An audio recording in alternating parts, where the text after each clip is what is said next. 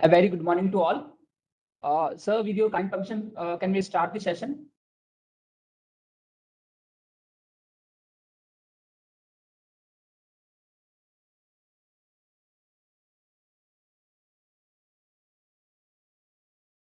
Sir, am I audible? Yeah. We can start this session. Okay, thank you so much, sir. Let me introduce you to our audience.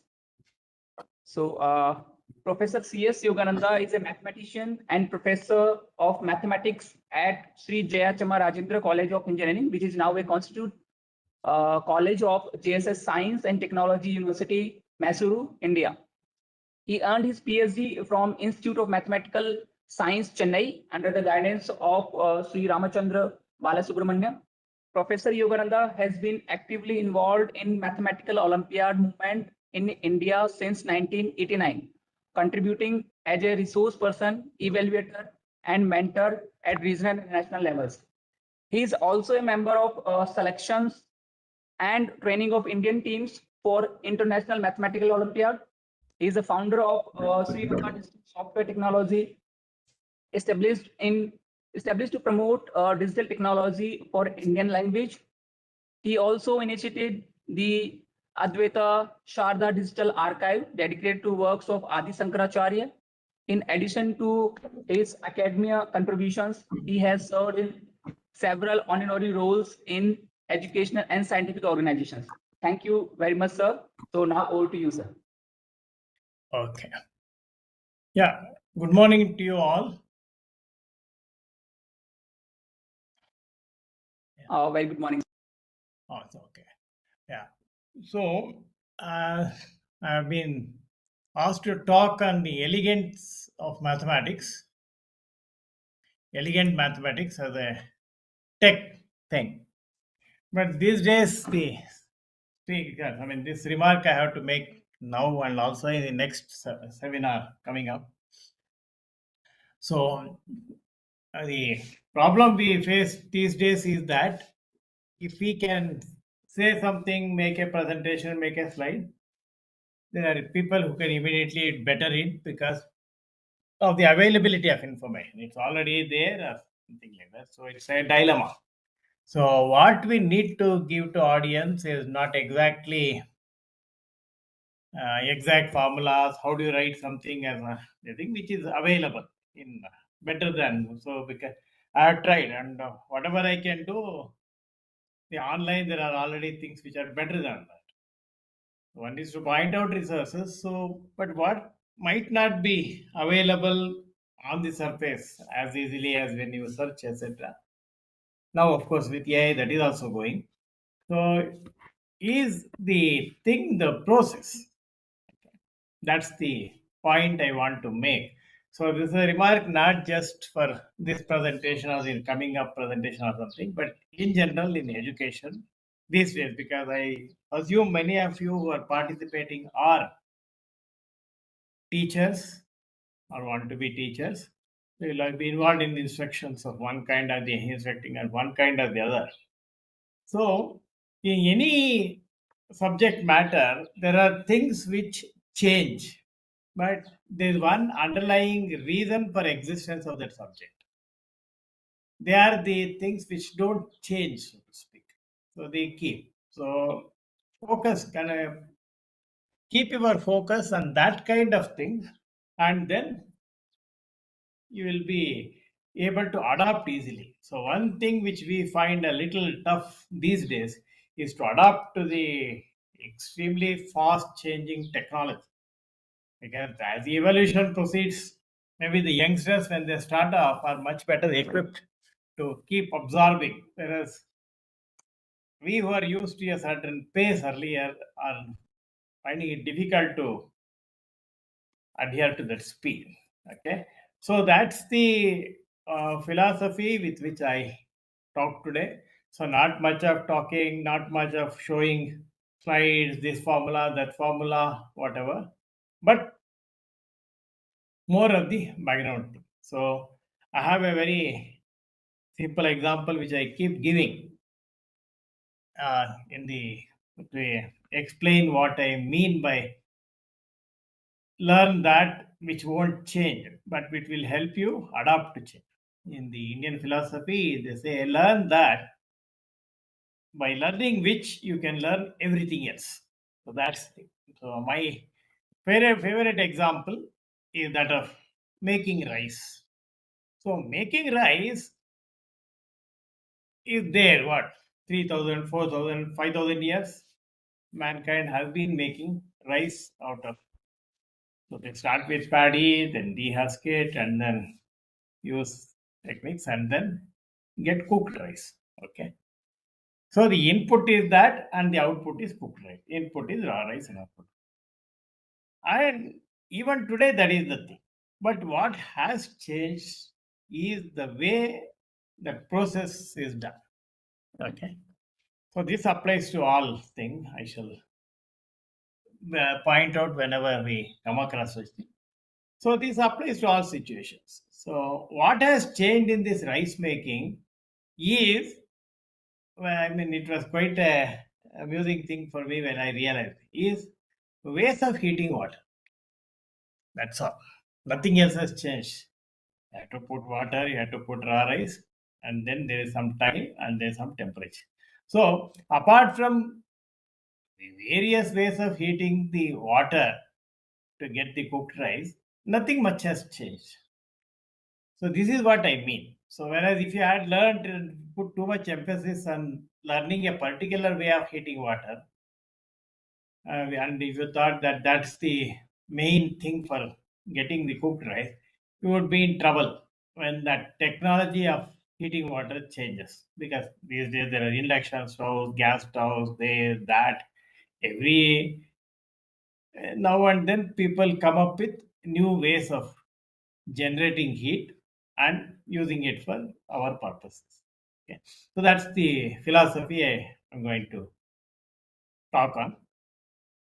So the topic that's given, that elegant mathematics using LaTeX. So here I suppose, because I looked at the previous speakers, and LaTeX has been introduced to you and dealt with in great detail by a good old friend, Mr. C.V. Radhakrishnan and his team. So they would have done a wonderful job. I haven't looked at the slides, but knowing them and having seen their work earlier, I'm quite sure. So I'm not going to concentrate on the way you have to write a particular formula or anything.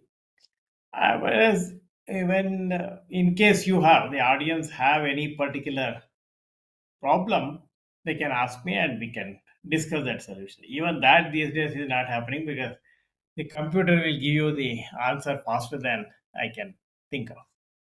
So I shall concentrate a little bit on more on what is meant by elegant mathematics. Okay, because that's going to be important for you. Maybe that will translate to something what you might call today as prompt engineering in this case. Okay. So to start with, let me remind you of a very beautiful Sanskrit quotation which says, Kriya siddhihi satve bhavati mahata nopakarane. That is, Kriya siddhi, the culmination or the result of the thing, that the uh, completeness of the result or the fullness of result, that is called the Kriya Siddhi. When you are trying to do something, what you achieve at the end is the Siddhi. Kriya Siddhi Satve Bhavati. That quality of the end product is the Satve Bhavati Mahatan Nopakarane. Is dependent on your ingenuity and your skill and not on the instruments used. That's the point. Not Mahatan Nopakarane. Because sometimes when we are using tech and all that, we think, oh my God, without this we can't write at all. But if you just open books published in, let's say, 1960s and 70s, books have been published even before that. Why 60s and 70s? Open a mathematics book published in 1920s and 30s. I've seen many, I have referred. Fourier series and all that, which contain quite complicated formulas. but then they are very beautifully produced. So tech was not there, computers were not there. So that doesn't mean you can't produce these things without this. On the other hand, the point is here tech gives you an easier way to do those things, and more importantly, it gives you the freedom to do it yourself. Those things, what would happen then is that whatever formulas are needed, they would study that requirements finally and make the number of symbols minimum, so that because they had to actually produce those symbols in lead. If you wanted an integral sign, there had to be something which was that, and you had to be very careful about the size of that, because once you produce that, then you have to use that. So you can't use a bigger font. So then and then also they made it fairly minimal. They would go through, and for every small thing they wouldn't go a thing, but they would choose and then build those things. Whereas in tech, with the advent of the digital technology, that is gone. So you can, and you don't have to invest in physical things. There, as I said, molten lead. You had to actually bring up those symbols. If you wanted an integral sign or a sigma sign or a product sign, or put a superscript or a subscript, you had to be very careful. For example, the font with these lead types which you prepared for size, some size, book size, small size, let's say, and then you wanted a prepare because somebody wanted to have larger fonts and all that. Then the entire lead set had to be renewed. You can't reuse those things. Okay, yeah, I hope you get the point. So that was the difficulty. So the important thing was lot of thought went into preparing things. So they went through their requirements and said, okay, we need these things. Maybe in the beginning when they started this thing, etc., they would have had a new notation, new symbol for various things. But when they actually started to typeset the book and all that, they would find, okay, maybe they would say this will be too much. Can you reduce it? Then they would go through and see the same thing can be used for two or three things. Or if they tweak a symbol a little, then they can be used in more occasions, different occasions. So that was going. But now, when we actually use digital technologies, those things are gone. It's no longer a requirement. You can use any number of symbols you want, and each number symbol, if you can't create, I mean, if you don't already have it, you can create it. Okay, so you have that kind of power. And the brilliance of Donald Knuth in creating the tech engine and the corresponding utilities, metafont, and things like that, it gives you absolutely wonderful power to recreate things. But then this enormous power has to be used with discretion, because the goal is not to bring up something which very lot of symbols this that and all, but it is to convey some information. So this is just a medium, so you have to. So one of the dangerous things in the last 20-30 years, for example, especially in India, is that we have used technology and produced bad looking books. That's the problem. You can look at mathematics books are of various states, school education. You will see what I mean. They are not, again, because they said now there was earlier that profession of designing a typeface, composing, etc. Some, as I said, because it was to be done with care, that technology itself was taught to people and they learned it. I mean, how do you typeset? How do you choose the font size? For example, if this is the font size, what should be the size of the symbols you use? all those brackets, various kinds of brackets, and the corresponding Greek symbols, etc. There was a neat comparison thing, which I mean they would be taught. It was, and it is actually necessary even today. But earlier it was an absolute necessity because without which they couldn't even proceed. Whereas today, if you say no, I want it this way, I don't want it that way, then you have if you know how to do it, or if you can get help nowadays from any source using the web. So you can create anything you want and publish it. So in that sense, uh, in Kannada there is a proverb, I suppose, which is that uh, giving a diamond in the hands of a monkey. So it does not know the value of the diamond, but if you prepare, it's not different from any other stone with it. So if it picks up, then it will try to break it into pieces, will do this, throw it and see what happens, and things like that. But not know the value of the diamond itself. So nowadays there is a thing. When you are using a powerful tool, it's very important that you know how to use that, and discretion is very much important. Earlier, as I said, there was a whole profession that was going through. I mean, printing and typography was a course, diploma course, which it was a job-oriented course. Many people would spend hours on it. Not exactly the topic of the books, but the ability to typeset in general. It could be a history book or a mathematics book or a physics book. They were equipped with that kind of thing. What should be the font size for the chapter headings, section headings, and how many different fonts you use, etc. So if you look at some old books and if you have an eye for aesthetics, you will see that they are very beautifully produced. On the contrary, I can't say the same thing of new books using latest technology. So using latest technology, we should have been able to do better. But by and large, we have not been able to do better. So that's the elegant mathematics I think of.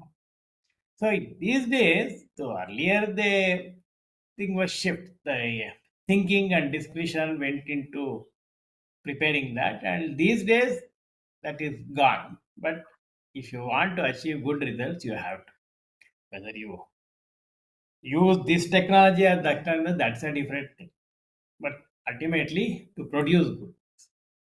So in mathematics, as I said, you have to, whenever you are discussing something, you want to convey a new idea, it's very, very important to capture it in the thing.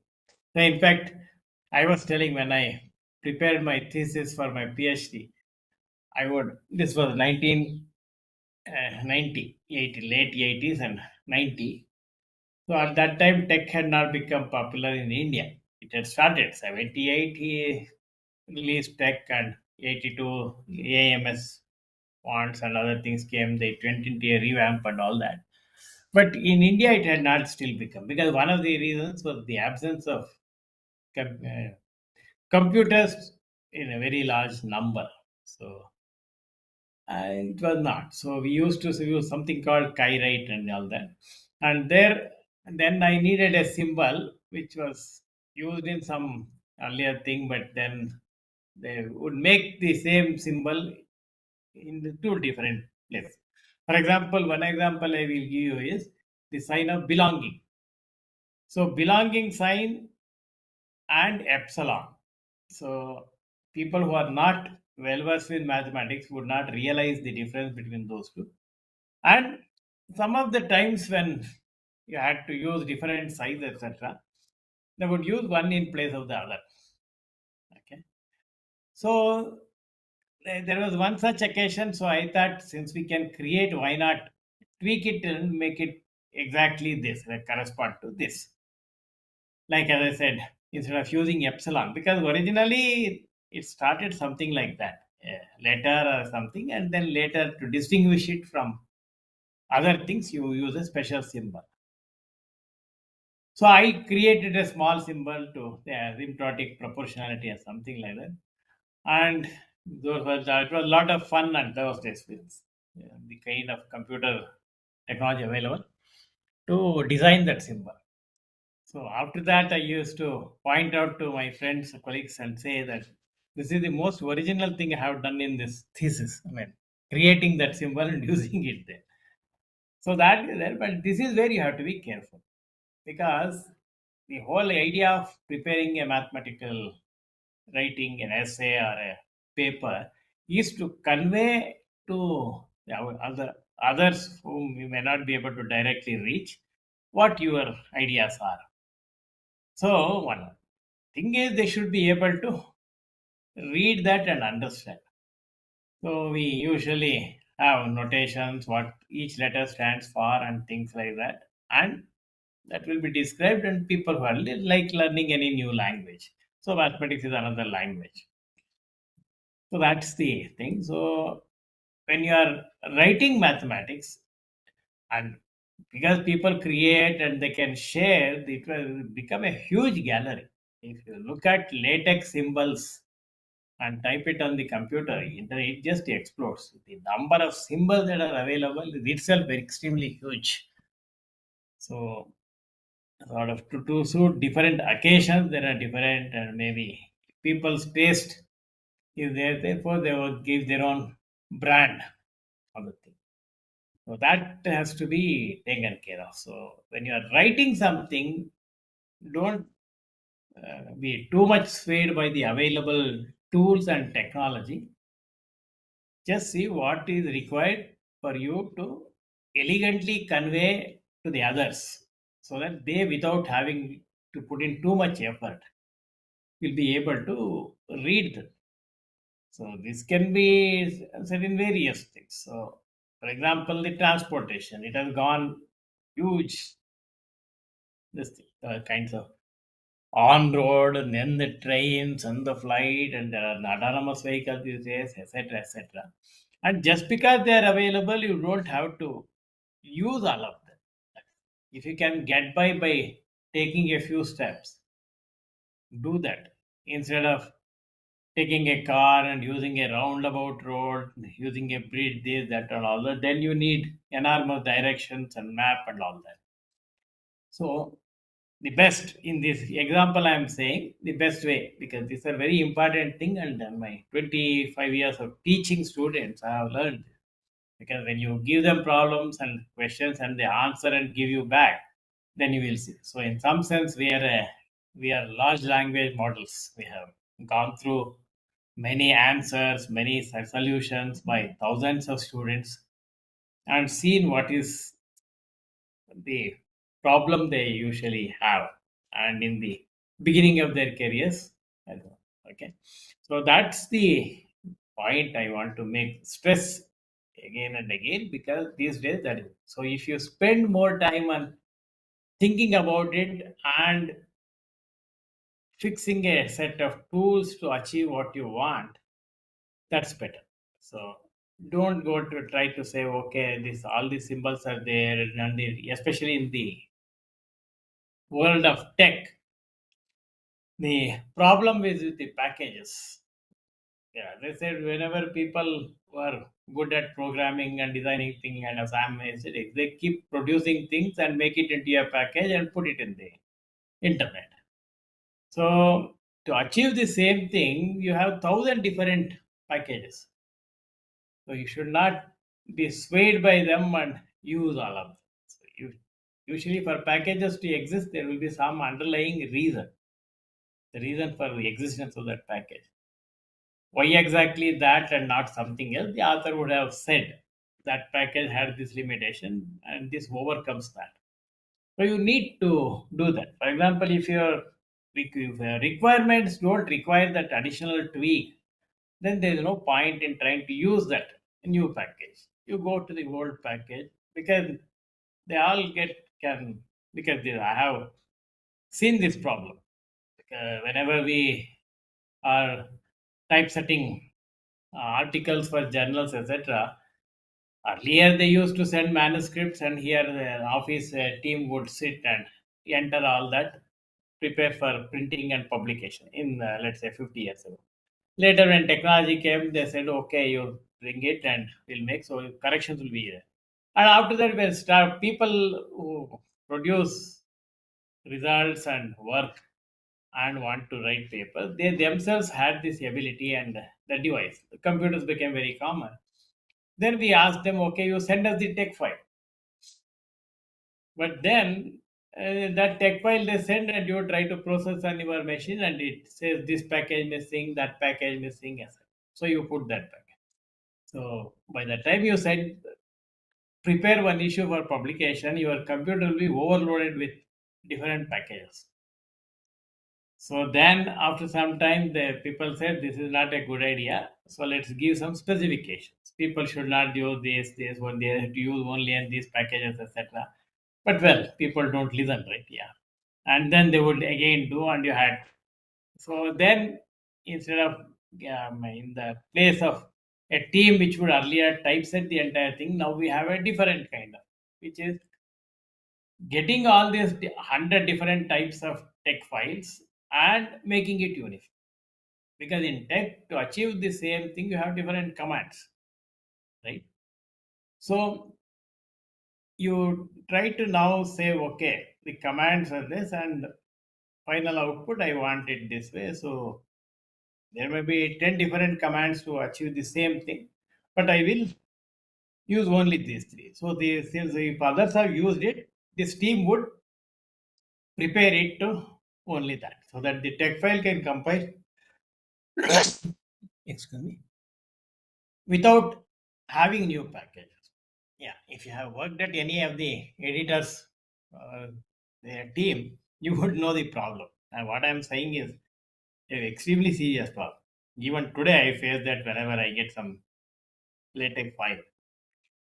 First is they will say this is not missing, and in many of the things the people copy from a previous text file, so they copy everything in the preamble, including definitions of various macros, which may never be used in this paper.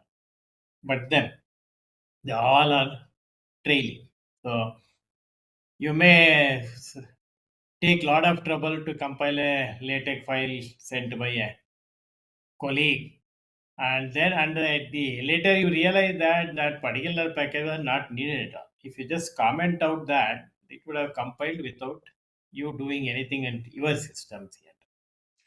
Okay, so that's the point. So spend time and discussion on minimal use of symbols. Earlier it was symbols, now it is packages. I don't know. And spend some time on how to, because as I said, these days you can get practically anything you want. But then what you want and how you think you are going to achieve it in the beginning may not be the best solution. So you keep that in mind and have versions. So and then, for example, some of the things I want to point out are consistency of symbols. One of my most beautiful, if you choose symbols nicely, how you can actually do a very good job at is the uh, the symbol. I mean, the symbols used to describe elements of a triangle. All of you are familiar. It's almost part of the alphabets now for us. That the vertices of a triangle, in general, points in the plane, are denoted by uppercase letters, uppercase A, B, C. And while length segments are denoted by lowercase. I'm talking of English as Roman script. And either of the first one who introduced that connotation, he said to denote points by uppercase letters. In a triangle, there is that beautiful thing. Every point is associated with a line segment of the triangle, which are its side lengths. So there are vertices and sides. So he said if the opposite side opposite a particular vertex is going to be denoted by the lowercase version of that letter. So if A is the vertex, uppercase A, then the side opposite to that, because in a triangle there is a opposite side has a unique.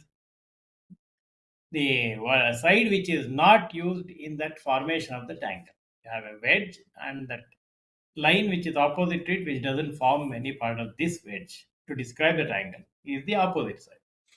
So lowercase a will denote that particular side. So this makes things so beautiful. So PQR, then the uppercase PQR will denote the vertices, lowercase PQR will denote the opposite sides. And the beauty of the notation is remembering formulas and connecting up things.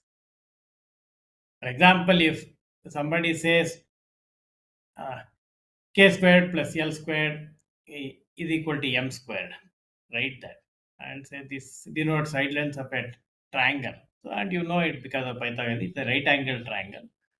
And if people ask you, okay, which is the right angle, then it can be easily seen. So KL you write, and then the opposite, now the side lengths thing are given, and the notation for the vertex is the uppercase version of this letter. So uppercase K L M will denote. So this is the beauty of choosing the right symbol, and apparently Euler is responsible for this.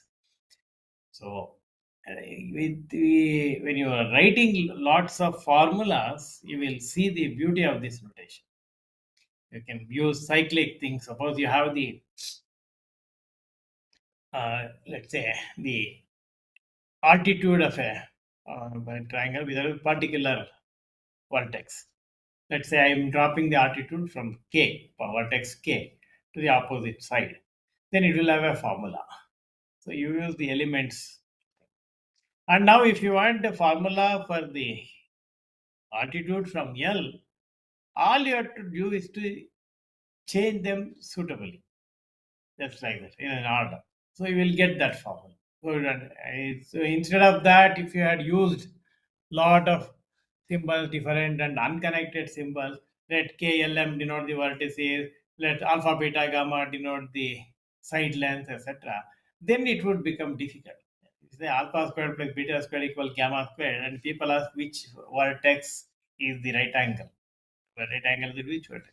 You would have a problem. You would have to indicate them separately. Whereas this notation assumes that as a fact, and once you are with it, you can. So this is the very simple example it may look like, but then when you are writing complicated formulas and building up things, you will see this, the elegance of this, very beautiful way of numbering. Of course, triangle itself we have a problem. The circumcenter, okay, C, the incenter I, centroid G because it's center of gravity, and center of gravity you can't use C because circumcenter. Then what do you do for the orthocenter? There are two, usually O, but O is usually used for the origin. So H. So there are two schools, one which uses O for the orthocenter and another school which uses H for the orthocenter. And if you see old books, once you, in the beginning, you know, you will go ahead and then you will fit in that. And another nice thing is the square root of the imaginary, square root of -1 is the imaginary number I. And this I everybody uses universally, but if you are an electrical engineer, you will use J because I is current for them and that is very standard. So they can't use. So whenever they see I, they can only think of it in terms of that V is equal to IR, voltage is equal to current into resistance. So that I is fixed for them, for the electrical engineer. So in all electrical engineering mathematics books, if you are using material from some other book, you have to make this change, square root of I. Okay. This is what I mean by some very standard symbols. And they have taken a long time to evolve. And nowadays, we just write, if we want to say 5 to the power of 10, you just write 5 and a superscript, and universally everybody knows that you have to take 5 and multiply it with itself 10 times. 5 into 5 into 5 into 5, 10 times. Okay. But to arrive at this notation took a long time. And there is a notation, and depending on what are the various things they stand for, they have it. For example, a to the power x. If a is an integer or whatever number, but x is an integer, then this is a very straightforward definition. You have to take a x times and multiply it. A into a into a x times. But what if x is not a integer? And what do you mean by a power half, a power 1 by 4, etc.? Then you would go, oh, I see, let's see. And then you give a meaning to that, saying that a power 1 over n means nth root of. It is that number which, when you raise to nth power, equals the given number. That. And then you have to, when x is an irrational number, what do you do? So there are things of that kind. So when you say notation and a symbol, there's a lot of baggage behind that. So if you create new symbols, etc., and they're not much and not well known, you will get others into trouble. For example, there are some mathematicians who are sloppy, and they're used to use I as a running index. I is equal to 1 to n, I is equal to 1 to m, etc. Okay, but you have to be careful. If your formulas, and especially in complex analysis, you are going to use I, the square root of the imaginary, I mean the square root of -1, the imaginary number, and if you are also using it as a running index, you are in trouble. So people, when they see I, they don't know whether it is a running index or square root of -1. So you have to be careful. This particular example I remember because very famous. Two very big mathematicians are present at the same Ramanujan Centenary Colloquium in Bombay, 1988. The person who was speaking was Selberg, Atlee Selberg, who won a Fields Medal in 1950. And he was describing something and he wrote a formula. And there, this was there. I was a running index and there was also I present there. So, JP Sir, another Fields medalist, who won Fields Medal in 1954, immediately after Selberg. He was in the audience, so he was a bit irritated because JP Sir is very, very meticulous about his language, everything. He doesn't, let alone symbols, he doesn't use a word extra. If he can avoid that, he will avoid that and go to a minimal definition. So he tried to sort of call, because if it were a student or something, he would say, hey, don't use that, I say, change it. But with a senior mathematician like Selberg, you can't say that. So he tried to draw his attention, saying, okay, that particular I which is there, is it root of -1? Selberg looked at it and said, yes. And then went ahead without realizing what JP Sir was trying to say. Change the running index to j equal to or some other number. So this is the elegant mathematics that I want to say, one aspect. Using the notation, making it minimal, etc. There is another thing which is when you do things and rearrange, etc., something nice appears. But then it may not immediately convey or allows people to work on it immediately. One best example I have is again going back to the Pythagoras thing. A squared plus b squared equals c squared. And when you write it in the statement, I mean, let ABC be a triangle with right angle at B, then by Euler's notation, b squared is equal to a squared plus c squared. Now, a squared plus b squared equals c squared is valid when the right angle is at C, right? Right angle is at C, then a squared plus b squared equals c squared. And when students see this for the first time, anyone, there is no idea how we actually, it's a very beautiful relationship, but how do you start looking at it? If you want to prove, how do you do that? You're not. So actually, a squared plus b squared plus c squared is, after some manipulations of a simple fact, this people find this elegant and they can say it nicely. Square and the hypotenuse is equal to sum of the squares on the other two sides. Okay. But proof, etc., you will have no thing. That is, if you have learned geometry, you will see that in geometry, products, etc., products don't make sense. A square, you take a line segment A and multiply it. Then A and A square don't have that nice relationship. They don't have.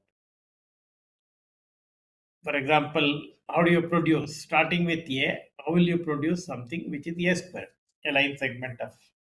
Try it. You will see the point I'm trying to make. So products don't make sense in geometry is sense of proportions, right? So you would have learned that proportions, etc., and that they make sense. So let's change it a little bit. How did we come to a squared plus b squared equals c squared? Change it a bit because this I don't even know how to proceed, right? So I will do a little manipulation. I will say, okay, then a squared plus b squared equals c squared. Then a squared is equal to c squared minus b squared. Okay. Somehow we have to get rid of the products. And now a squared equals c squared minus b squared. And now immediately any high school student will recognize. If nothing, he can at least say, okay, though a squared is equal to c minus b into c plus b. C minus b into c plus b equals c squared minus b squared is a very famous formula. Everybody would know. So now you write a squared is equal to c minus b into c plus b. I'm sorry, I would have loved to do it on a board, but I couldn't organize properly in my high scribe. Yes. So a squared is equal to c minus b into c plus b. Now you can bring in proportions. Then you say, okay, a squared is a into a. So I have a into a is equal to c minus b into c plus b. So write it as proportions.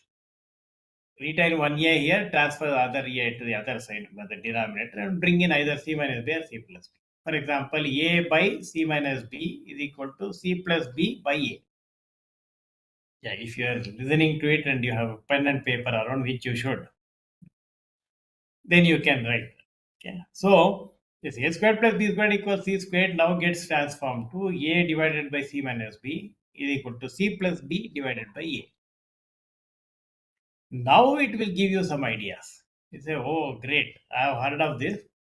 If two triangles are similar, then their sides are proportional, and vice versa. Now you have an instance where there are some proportions available. And what are the sides? You have a, you have c minus b, and you have c plus b. Right? So you have three sides and you have one proportion involving these things. Now you say, okay, can I draw a triangle which will reflect this, where a, c minus b, c plus b are all sides in a nice way, so that you can, then you will have your own theorem, proof of the Pythagoras theorem. Okay, this is another aspect of elegant mathematics. So in the name of elegance, when you write, so if somebody had said, let ABC be a triangle with right angle at C, then A by C minus B is equal to C plus B by A. It won't be very attractive looking, but and also no mystery involved. So people can say, okay, maybe, and let me see which side, because now you'll have to extend side C or B in one of the direction to get the side length C plus B, and similarly C is the hypotenuse, therefore the bigger length. So on C you mark off B so that there's a remaining portion which is C minus B. So now if you arrange these things nicely and try to look for similarity, you will get it. Okay. So it gives you an idea of going ahead. It won't look mysterious. Right? So, but then one thing is to represent fractions has been a problem earlier also. So instead of writing a divided by c minus b is equal to c plus b divided, etc., they would say, okay, is there a way I can linearize this? so that I can write it on one line with nothing jutting above and below. Because when you're writing, it might inline, this might be separate formula, it might look better, but inline. And then they would write, okay, this is same as a squared is equal to c minus b into c plus b, which is c squared minus b squared. Therefore, a squared is equal to c squared minus b squared. But usually, you try to put everything in the using only the notation plus. That's more again, let's say, positive way of looking at things. So you would say, okay, instead of writing a squared is equal to c squared minus b squared, you transfer b squared to this side, you'll get a squared plus b squared equals c squared. Okay, so a squared plus b squared equals c squared is a mystery statement in geometry, and that mystery will be dissolved when you rearrange things. So rearranging is the natural thing. A, I mean, as I said, a divided by c minus b is equal to c plus d by d. But then maybe it doesn't look very elegant, and you can't express it nicely in words, right? And you can't say a squared equal to c minus c squared minus b squared itself. You can't say, okay, if you want the square length on any one of the sides, then that is equal to the square on the hypotenuse minus the square on the remaining side, third side. Right? Whereas this is an elegant way of saying sum of sum of the squares of the two sides of the triangle is equal to the square on the hypotenuse. Like, this is equivalent to what I would say poetry. Poetry, that is the point. You have something to say, you have various things, and then instead of saying it in so many sentences, which might be difficult to remember, you sort of rearrange those things, make use of some symbolism and all, etc. And then you will get a nice structure which is easy to remember and easy to transmit. But then what it means might be tough, which is why you have Bhagavad Gita and a lot of commentaries on Bhagavad Gita. Right? Commentary, they wanted to convey an idea, and Krishna said, okay, I will say this couple of verses which are easy to remember. Then, after you remember it, then you look at Bhashya, the commentary or something like that, then the meaning will dawn on you. And after that, you are perfect.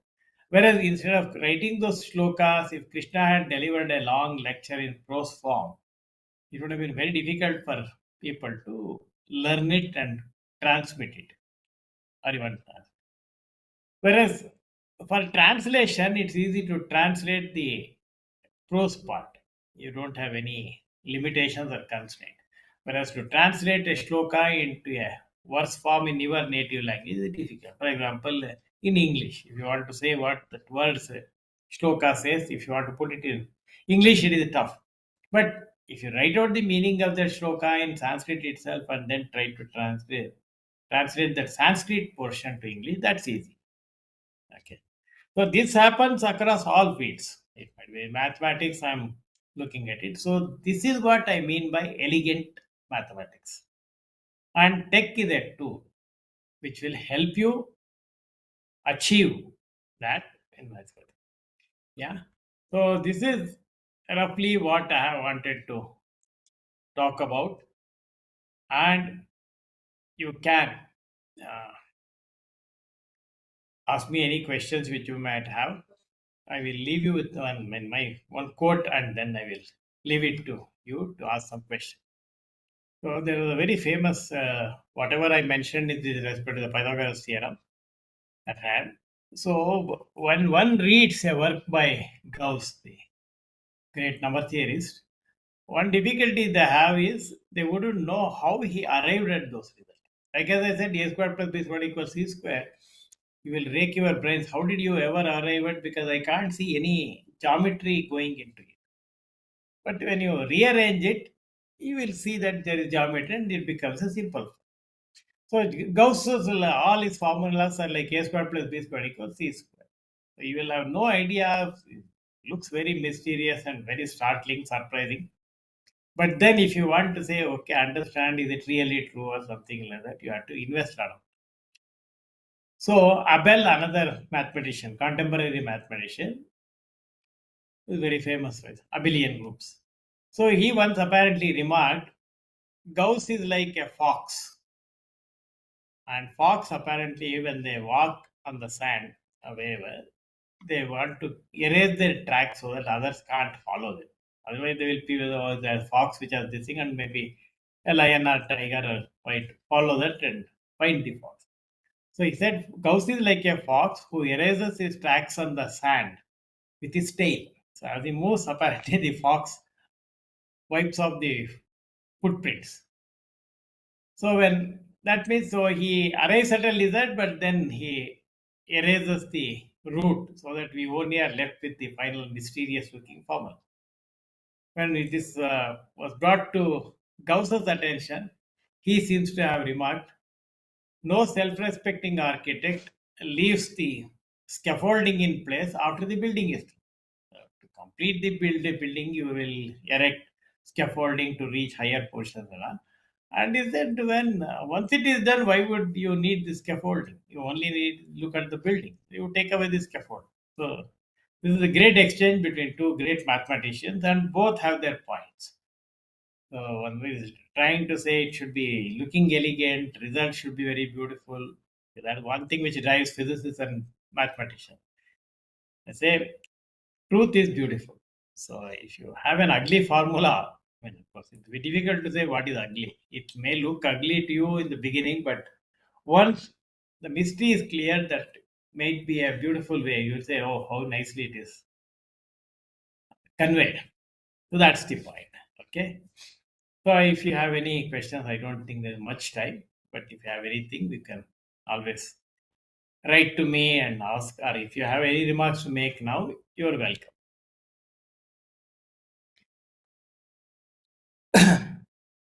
Yeah, to the organizers, why is the screen turning pink? I mean, one of these persons also asked.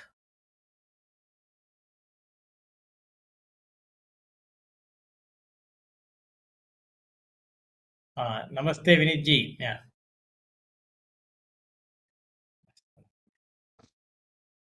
Unmute. We are not hearing. Sorry. Yeah, namaskar. Thank you very much for your coming. I think this pink is coming from your screen only, so maybe some. Why would it maybe be? maybe some network problem. Network problem may be there, or maybe in your video you can just see if. Oh, I see. I didn't realize. So virtual but background. in the beginning it was fine, and suddenly it turned. Okay, let me see. I'll try to before the next talk try to clear out why this might be happening. But usually of our system also sometimes there is adjustment for transmission. Yeah, in the beginning it was okay, and suddenly this pink twinge came. Let me. I think you can reboot your system and reconnect so that. Okay, do that. So we are waiting for questions possibly. Okay. Are there any audience, any remark they want to make? Participants, you have any? You want to interact with him? Please raise your hands. We can unmute you.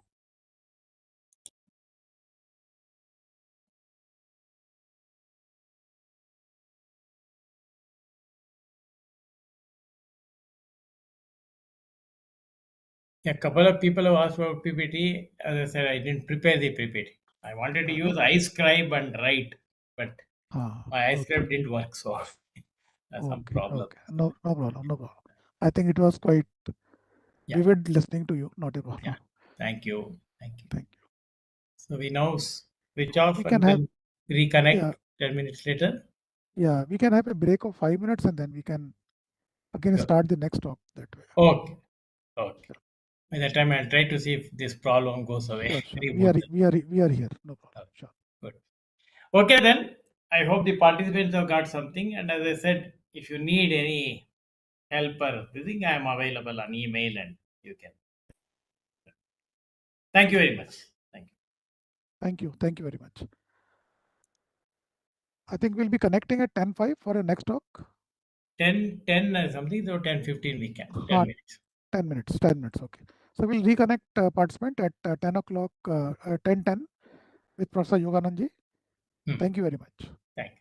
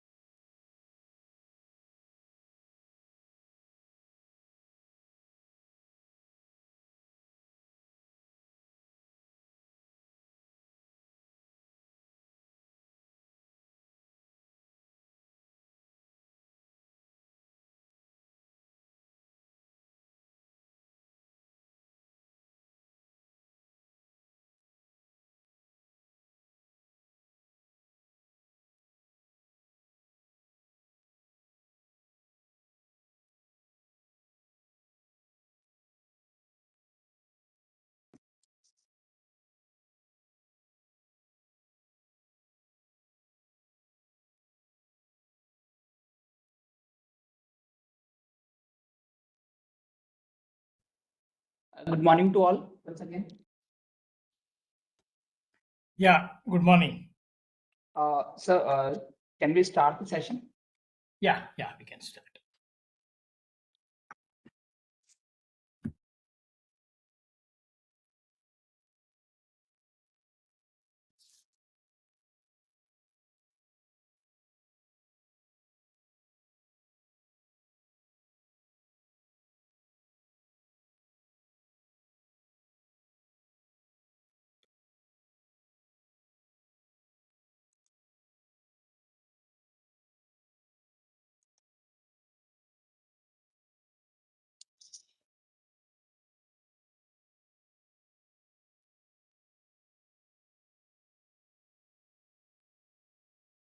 Sir, you may please start the session.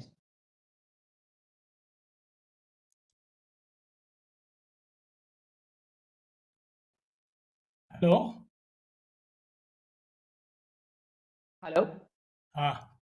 So you may please start the session, sir. Okay, just give me a minute. Yes. Sure, sir, sure.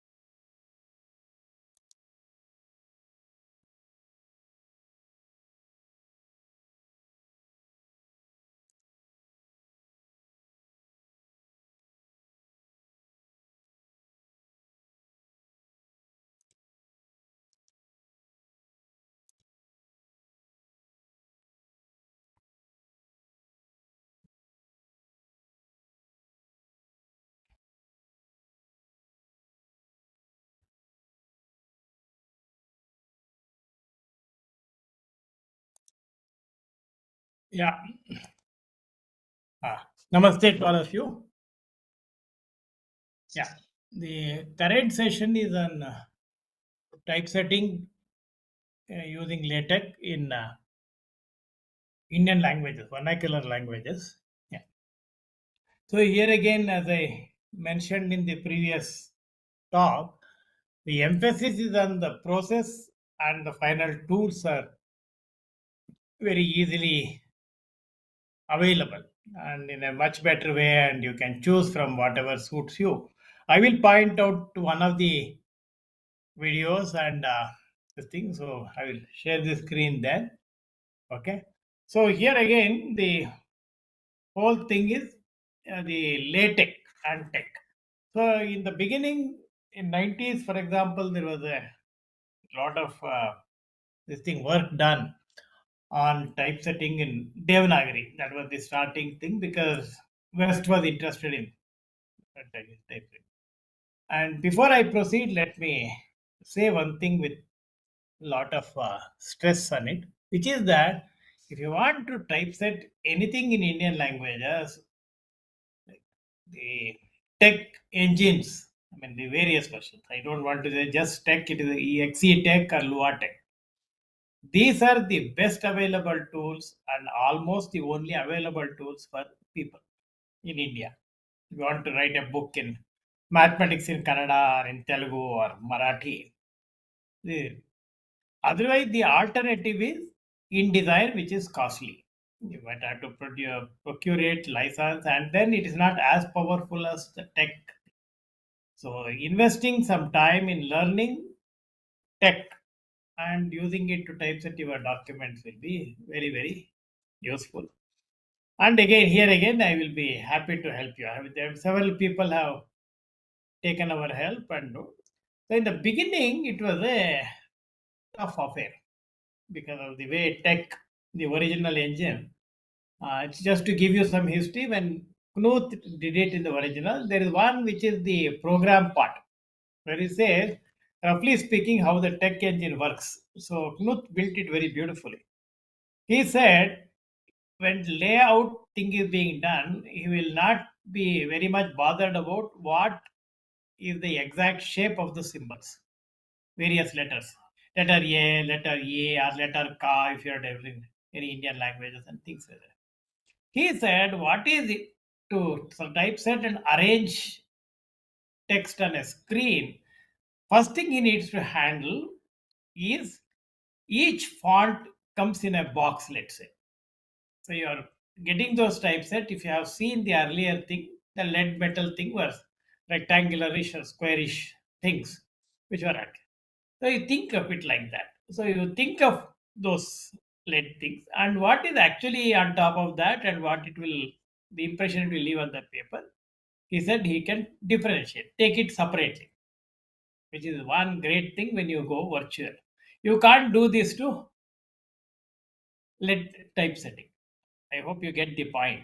So what is it was, I'm not interested in knowing exactly what symbol is there on that rectangular lead. I'm only interested in its size. So he said, if I know the size of all the things that constitute the text, boxes, rectangular boxes, then he can write this program arranging these boxes nicely. The right justification, size of the fonts, different sizes, etc. He said that we can. Okay, I hope you get the point. It's only possible in digital thing. In the earlier thing, no. The lead thing came with a shape printed on it. So you couldn't change. So if you had to use that, you had to use that. That's it. You can't say I will fill up with whatever the required sizes of rectangular lead this thing and then put the symbol on top. That's not possible.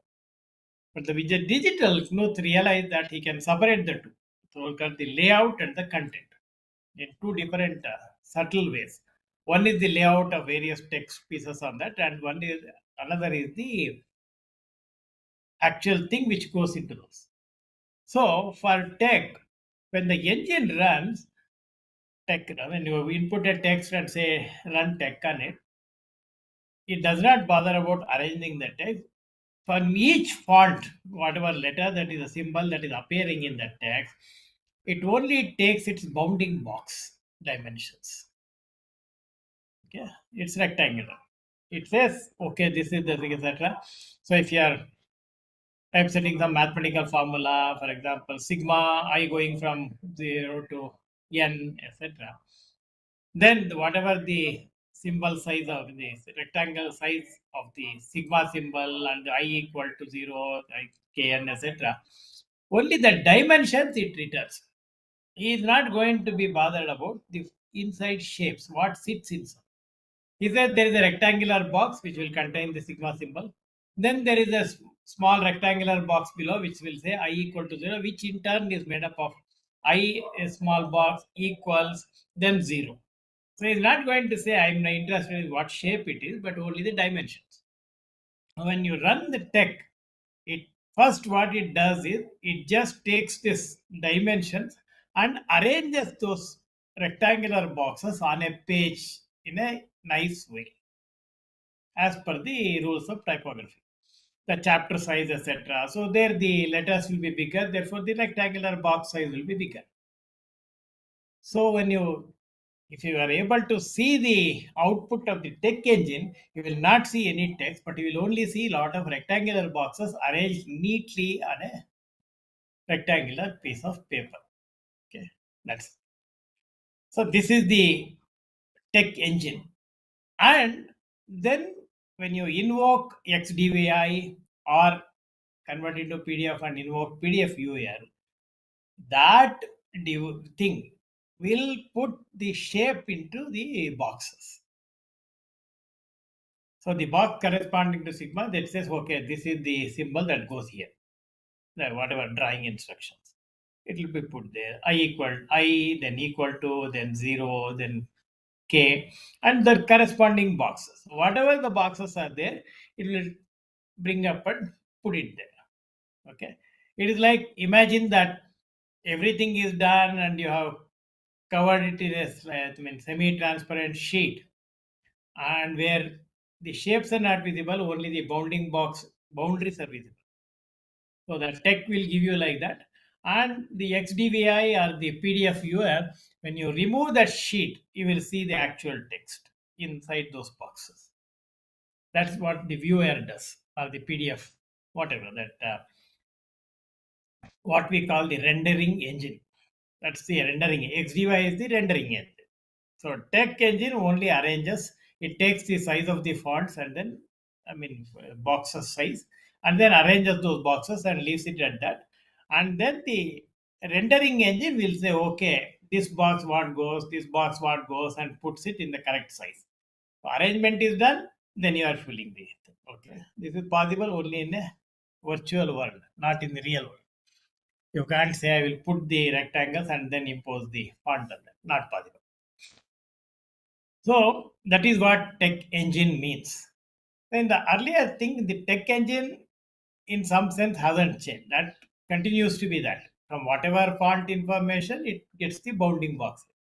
So what has changed is the font situation, the world of fonts. So earlier there were 7-bit ASCII fonts when Knuth wrote the engine. 7-bit ASCII. So it was basically beginning. It was for the Roman script with minimal punctuation marks and all. So 7-bit was okay. So that means what? The tech engine doesn't do any change much. It will take the sizes of the boxes from this 7-bit ASCII file. It will only look at the box size and arranges the boxes.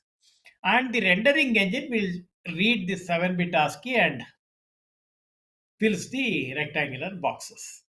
Okay, that's the.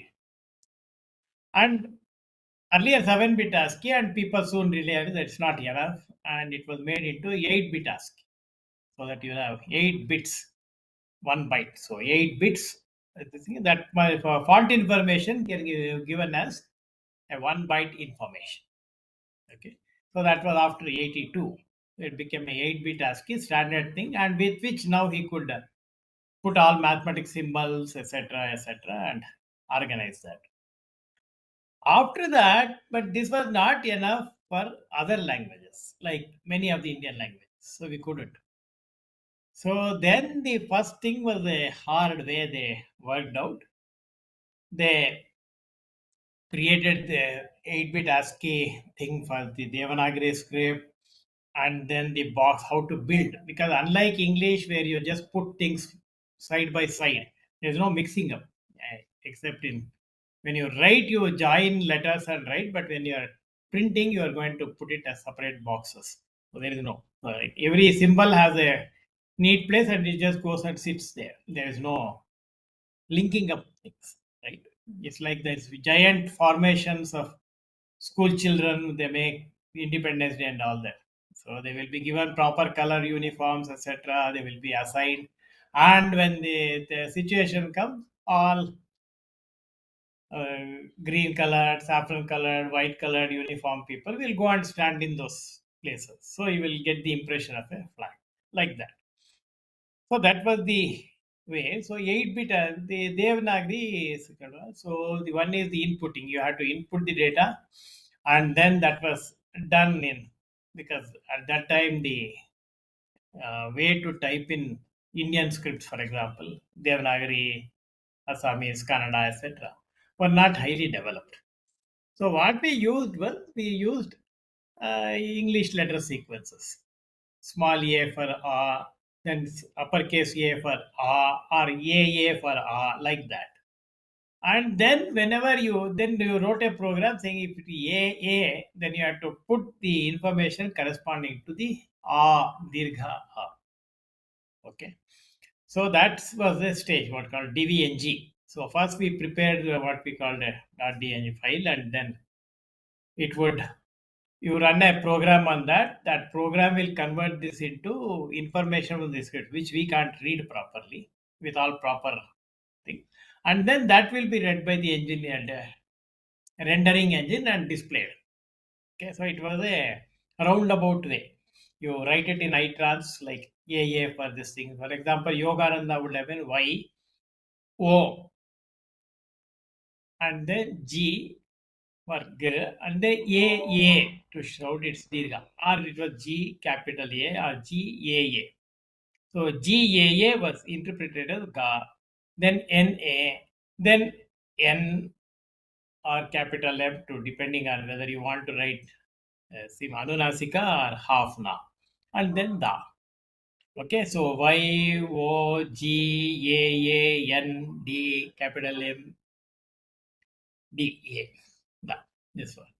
And this would be interpreted, and then YO would be translated in that corresponding drawing signal, yes, and conveyed, and then you would see the output in Devanagari. Okay, this was a roundabout way. Yeah, and then in the early 2000 it started, and by 2008 2010 the Unicode had become very standard. It had evolved. So, but this is Unicode is a 2-byte thing, 16 bits. And of course, there is a version of it called the 8-bit Unicode, which one are using. So now the thing is the tech engine in some sense it remained the same. Because all it said was, okay, no matter what you give me the size of the boxes. I will organize that in the page. And then you put whatever you want in those boxes. Whether you want Kannada, Devanagari, Spanish, or Greek, whatever is up left to you. I am not bothered about. So the tech engine part in some sense was that. But the other part was the rendering part. How to put this information, and for the text itself, how to get the information from this Unicode font, this thing, that was easy. So that's the point about it. So the tech engine was then replaced by what is called Z Tech was one, XE, and then Lua, Lua, Lua Tech. These are tech engines which were enhanced. Knuth's Tech was later. So there is a difference when you say XE Tech, it's not like LaTeX. LaTeX is a set of macro files which are written using tech commands. So it doesn't change anything to do with the engine. Okay. Whereas XE Tech is a different tech engine. The engine itself is different. It's an enhanced version of tech engine. Okay, there's a difference. So LaTeX is a macro. So it uses the underlying tech engine and it is built in a system of macros on top of it. Whereas this is engine itself is different. Okay, that's the point. So XE Tech is now more or less very popular and a lot of people are using that. And the beauty of this is now the people developed editors to type our languages directly so that you type it and you see the what. Earlier, you had to, as I said, Y, O, G, N, A, capital M, and then DA, etc. Now you can write in that, switch on that, and then you will actually, the screen itself will render the font. Earlier, you needed the various engines to see what you type. So that Unicode renderers, editors became very popular and people started using. They tweaked this tech engine to XeTech, that support for the Unicode, how to get font size information from a given Unicode font, and then give it to the tech engine as to arrange the boxes, and then how to render that Unicode was built into these, and these are the development. Exit Tech is developed and sort of okay, it's saturated and standing. Whereas Luvatech, I'm told, is continuing to evolve and they do bug fixes and things like that.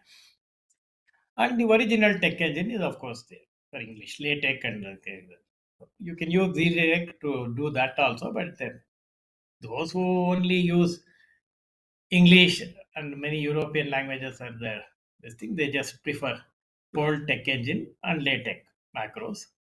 Whereas all others like Georgian or Kyrgyzstan or Cyrillic or Indian languages, they use XeTech, ZTech to typeset Indian languages. That's the background.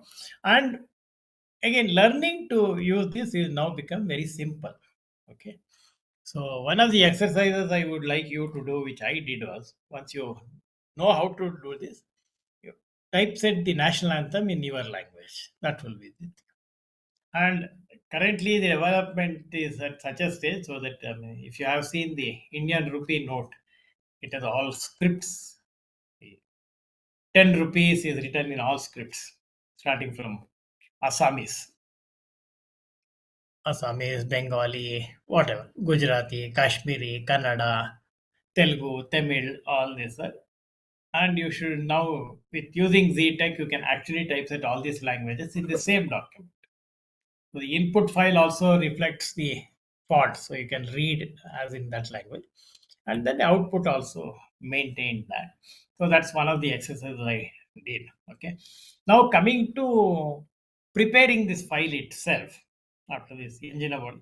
So you have to download this. Usually now these days Ubuntu and all Linux systems are coming with built-in XeTech engine, XeLaTeX or XeTech engine.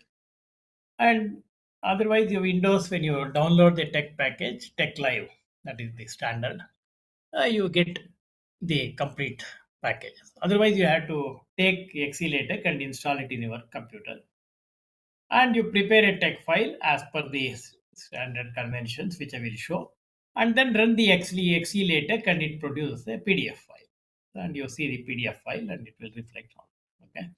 So if I can share my screen, then I will just show you some. Optimize for text and images. So I don't know which one to use. Optimize for text and images or optimize for motion and video. Motion and video I will take first. Okay. Entire screen. Yes.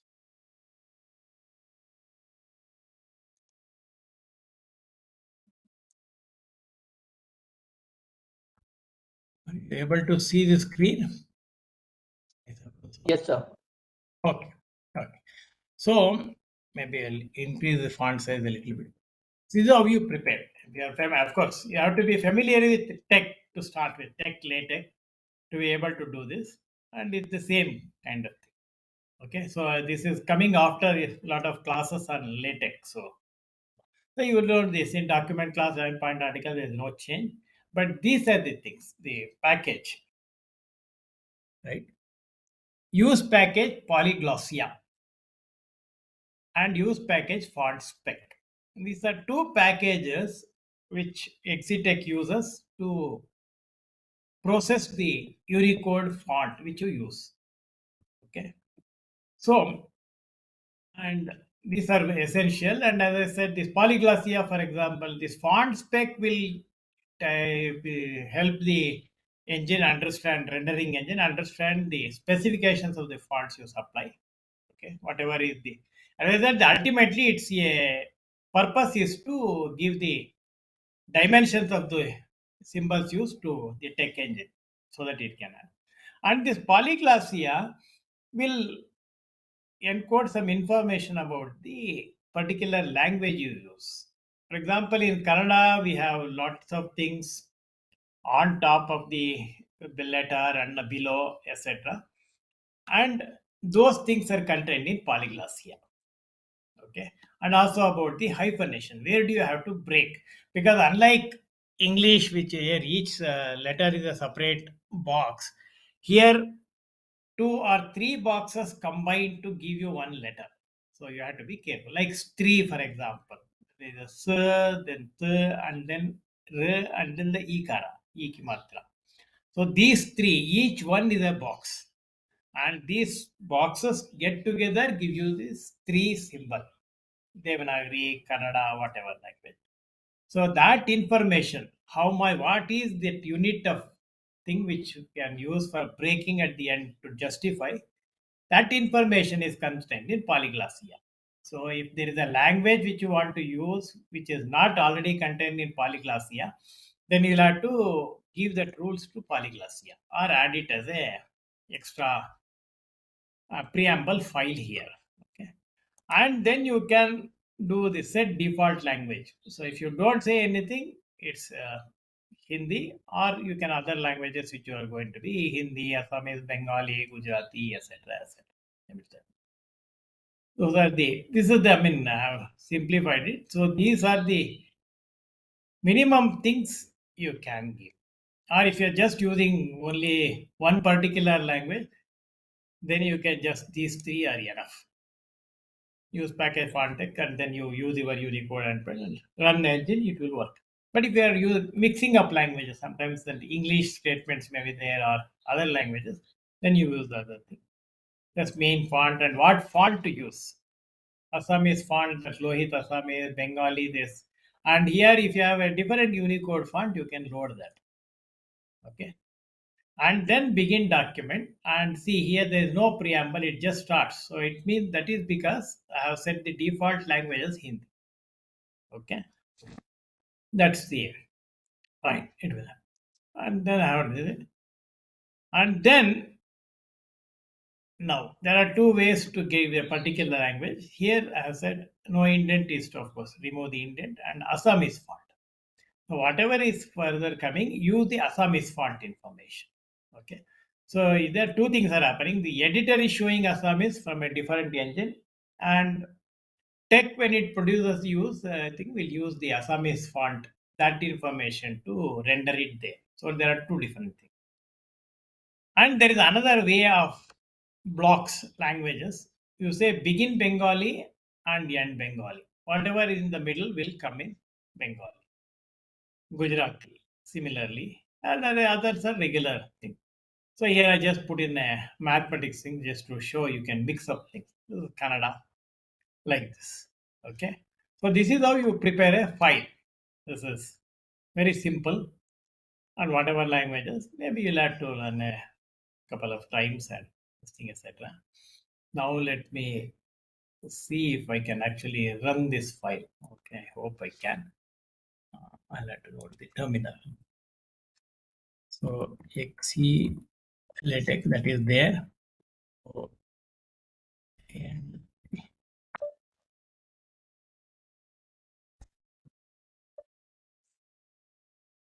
what is the name of the file? NTNL. Okay.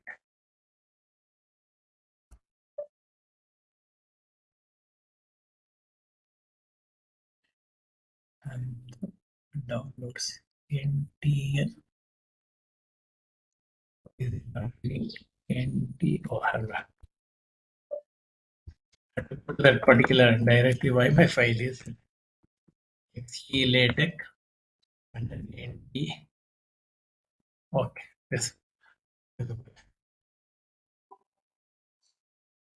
I will just, some fonts may not be there, therefore it is. Let me see what it actually produces.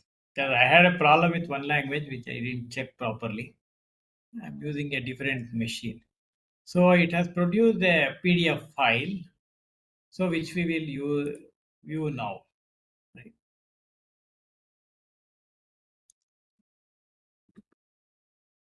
Yeah, that's it.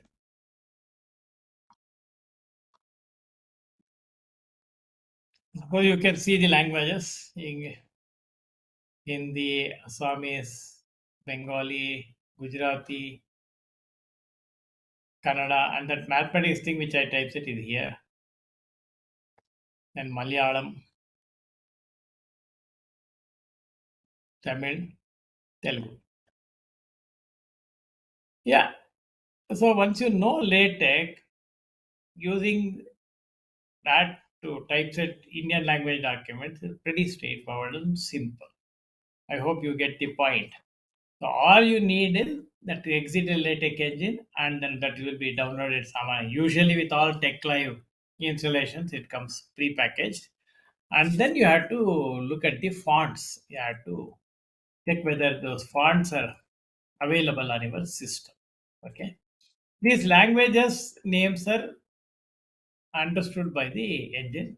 And this is the one. The Kannada font, for example, I have used something called Gubbi font. And if you want to use something, for example, Lohit Kannada itself is there. You can. Or in place of this, you say, no, I want a different nice looking font and we have the Unicode font, you can put it here. It should be that UTF-8, that font. Maybe.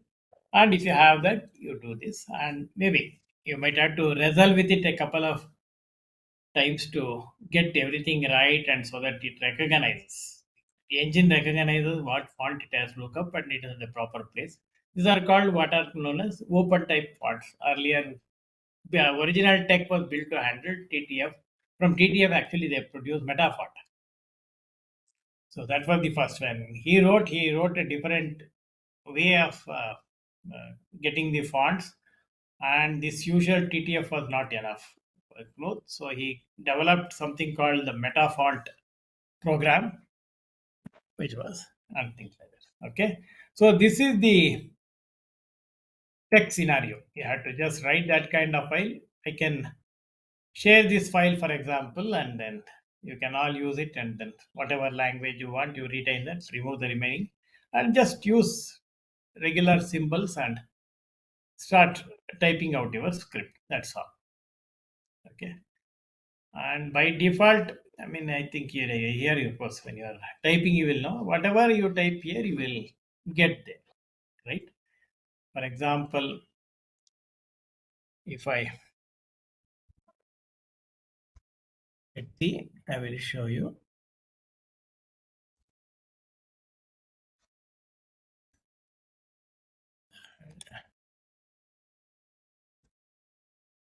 So nowadays things have become very simple. If people had used earlier this thing, they would realize the difficulties. There's some font information, so I'm just running through. As I said, you will couple of times you have to go tweak here and there, etc., and finally get it, and it will make it, and you can. Okay, let me see if it has come. It has not come because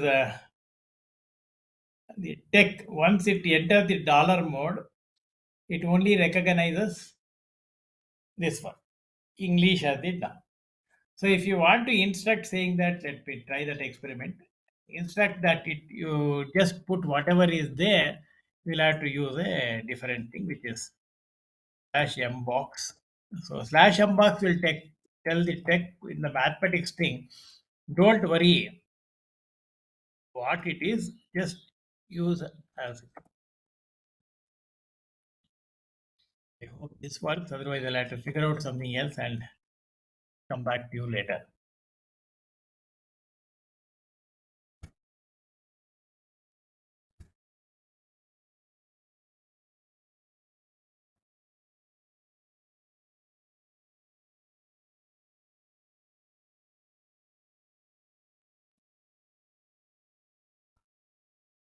Yeah.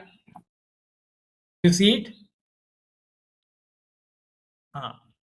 So all you have to tell tech is maths. When you say mbox in the tech class, they would have told you that mbox, when it hits, it will say, okay, I don't care what is there, but I will just use as if I am in the outside mode and put here. Otherwise, if you don't put that mbox, it will interpret it as a character from the English Roman language. Okay. Therefore, it did not typeset it there. But once I put mbox, then it will help me get the thing. This is all.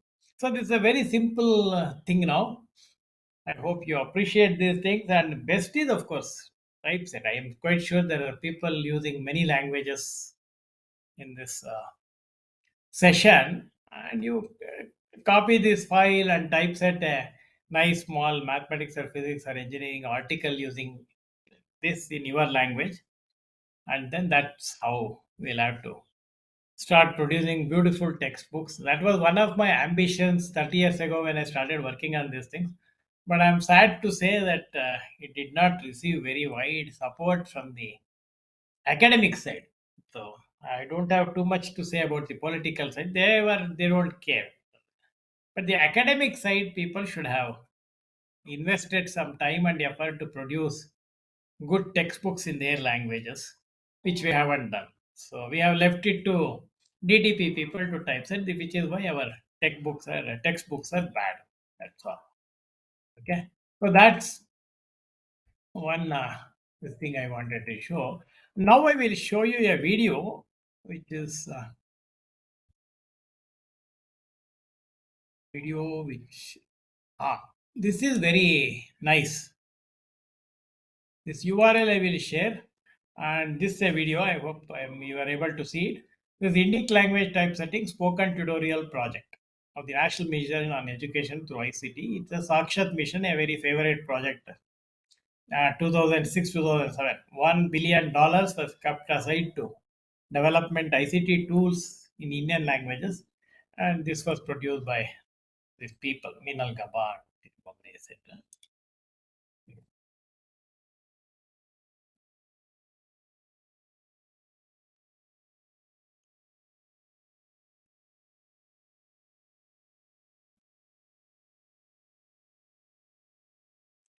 That is how it is written there.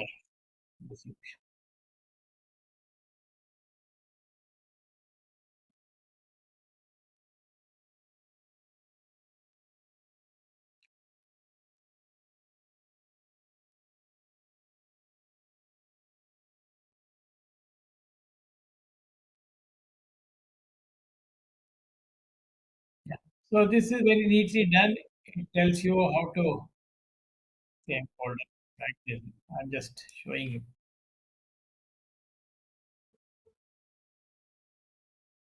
this one. So this is neatly done.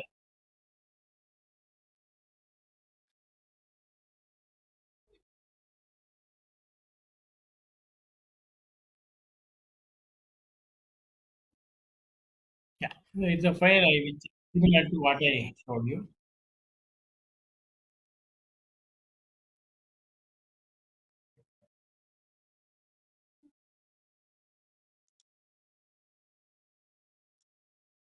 Yeah, the commands I've explained. The Nirmala Unicode font, which is good font.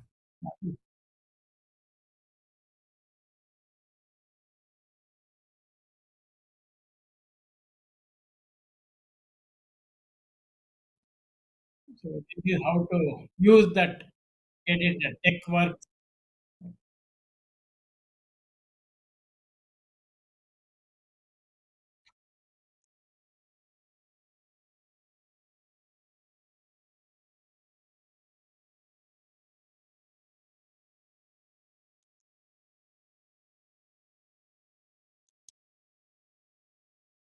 Now summary. It's a very neat document. I think you should just use this. Okay. So you can, this URL also, I will be, of course, nowadays I don't have to say anything because the moment you type this, you will get this. So this spoken tutorial thing is a very nice one. So you can use this to set up your system and then go ahead. You are prepared, and maybe if some of you are enthusiastic, you may take this tutorial. This was done in 2019. You can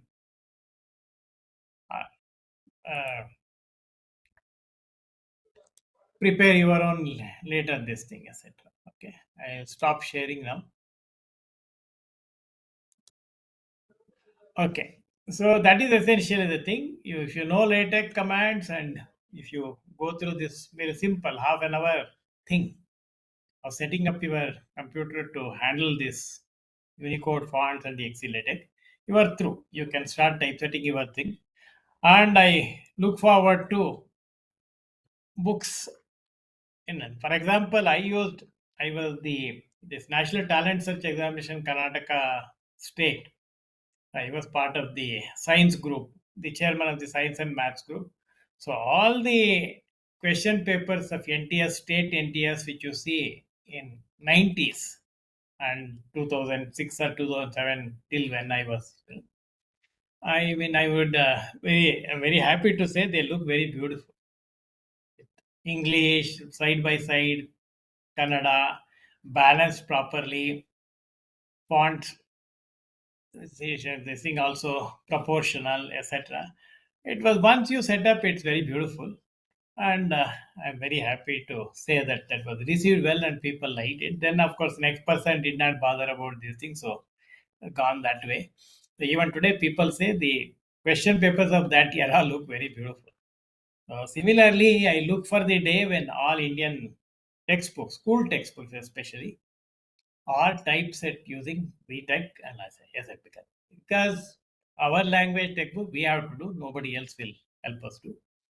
I leave you with that hope and expectation that you will all contribute to good looking mathematics textbooks, which is what Knuth kept on saying. I want to produce beautiful looking mathematics books, which is how he started and completely like Vishwamitra's creation of this parallel universe. He completely wrote the scripting language which he requires, and then the programming language, and something called Weave, which would explain the commands also, etc. Very beautiful and directed, and the entire. First, we used to say 30 years ago, the mathematical community is very grateful to Knuth, but now the entire world is grateful to Knuth because of its separation of layout and the shape business. Extremely complex looking documents can be typeset in tech.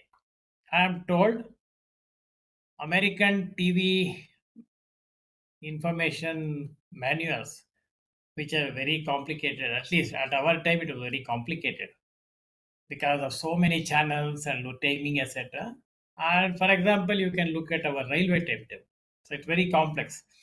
Somebody has done it, and now people are just using that and changing information, etc. If somebody can take it up and as a challenge and do this in tech, it will look very good. All American TV documents apparently use tech engine to do that. And our own, I think you heard Mr. C.V. Radhakrishnan earlier introducing LaTeX and thing.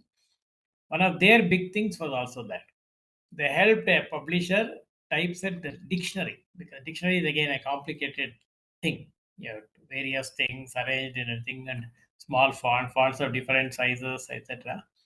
And he arranged it for them so beautifully that something which would have taken months for them to compile and produce a directory, print version of the directory, they were able to do it in a couple of days after the setting up of them. So such things can be done. And I hope and I live with that expectation that we will start seeing beautiful looking documents in Indian languages. Because the kids are brought up on that, and when they're formative years, they see this. So if we can give them and show them some beautiful things at that time, then they will develop good aesthetics. And when they start producing, they will remember that. Otherwise, they will not be inspired to spend time on aesthetics. Okay, so it's very important that we inculcate that sense of aesthetics for books, the kids when they are in school itself. Thank you very much. If you have any questions, you can take.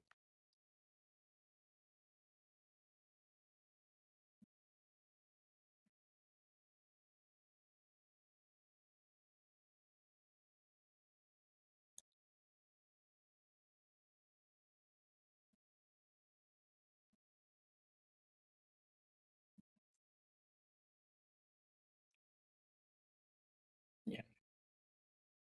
And somehow the pinkish thing also got removed. So I'm happy.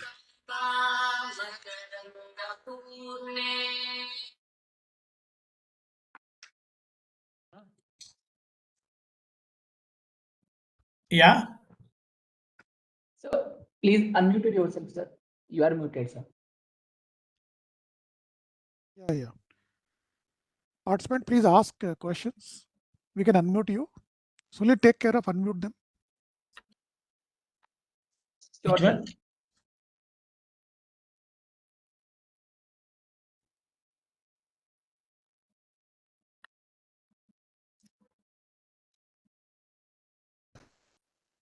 If there are any queries, we'll even mail you afterwards if there Sure. is any questions. Okay. So And if there you are are no going queries, to prepare a summary of these things and produce a document. That's what it said. This will be transcribed. Yeah, I would yeah, be we happy to receive a transcript of my 2 talks. I had to polish them. okay. We are actually going for recording of the talk itself, and Ah, maybe curate the video transcripts, let us see whether we can actually. Okay. It was there do in that. the instruction. If it's possible. Okay. Yeah, no, we are trying that. So Okay. we do that. So Well, thank you very participant, much let us, for the opportunity. And I yeah, hope. on behalf of all the participants and my personal behalf, thank you very much, Professor Yogananji, for your coming that way. Thank you very much. Thank you.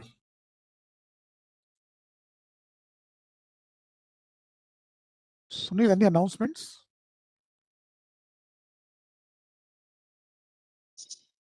So there is no announcement for our end. So next session will be start in evening. So participant will be joined by 4:55 p.m. Thank you, Sunil. Thank you all.